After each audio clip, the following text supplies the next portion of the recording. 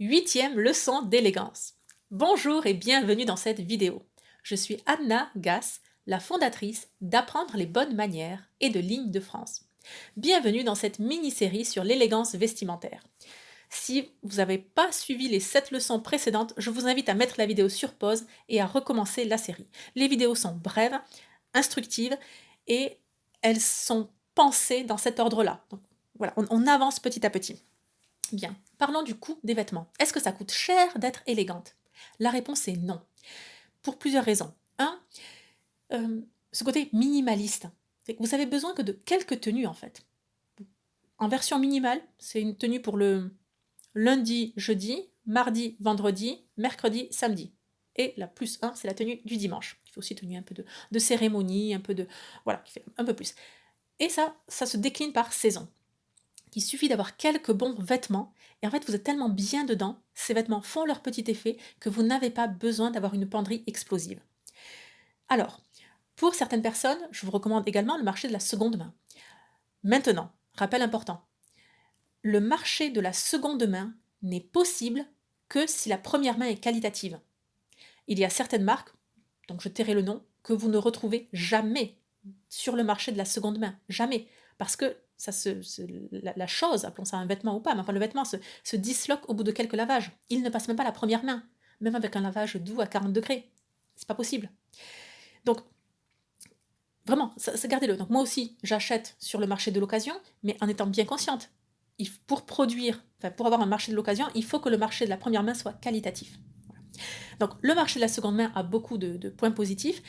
Il y a une vraie balance, c'est-à-dire que les prix seront proportionnels au temps passé.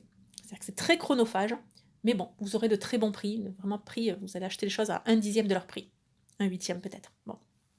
Donc voilà, sachez-le. Le conseil que vous avez déjà sûrement entendu, il vaut mieux investir dans la qualité que la quantité. Alors oui, ça reste que, ce qu'on ne dit pas à propos de ça, c'est viser le maximum qualitatif par rapport à votre budget. On n'a pas les mêmes budgets. Pour quelqu'un pourra mettre 2000 € dans un manteau, quelqu'un juste 200 € et quelqu'un juste 20 €. Donc on vise la qualité maximale par rapport à notre budget. Soyons réalistes, disons-nous les choses. Autre point qui fâche quand je le dis, mais bon, la caméra me protège. Vous remarquerez que sur cette chaîne, jamais je n'ai utilisé le mot investir dans des vêtements. Jamais je n'ai utilisé cette expression, parce que je n'y crois pas. Investir, revenons avec ces points de vocabulaire, parlons une bonne langue. Investir signifie gagner de l'argent. Un investissement est quelque chose qui nous rapporte de l'argent. On met de l'argent sur la table et on a un retour sur investissement. On n'investit pas dans une voiture. Une voiture, elle perd de sa valeur tout de suite. Vous investissez pas dans du double vitrage. Non, ça va pas vous faire gagner de l'argent. Tout au plus, vous allez dépenser moins d'argent en consommation électrique, au gaz, peut-être, mais ça ne vous fait pas gagner de l'argent. De même, donc une voiture n'est pas un investissement. Votre résidence principale n'est pas un investissement. Par contre, si vous achetez un appartement, une maison que vous mettez en location, oui, là c'est un investissement parce que ça vous ramène de l'argent tous les mois sur votre compte bancaire. Les vêtements ne sont pas un investissement. C'est une perte d'argent, d'accord? Perte nécessaire pour vivre, voilà. Mais non, ce n'est pas un investissement. Et assumer le fait d'acheter des choses pour notre plaisir, pour notre confort, pour notre loisir. Mais arrêtons de justifier nos dépenses par ce discours de l'investissement. Bah, non. Vous voulez avoir une piscine, c'est pas un investissement pour que la maison vale plus d'argent. Non, bah, vous l'avez pour votre confort et c'est super sympa. Vous avez une voiture, c'est pour aller au travail. Parce que vous devez aller au travail, d'accord, mais soyons bien, elle ne vous rapporte pas d'argent.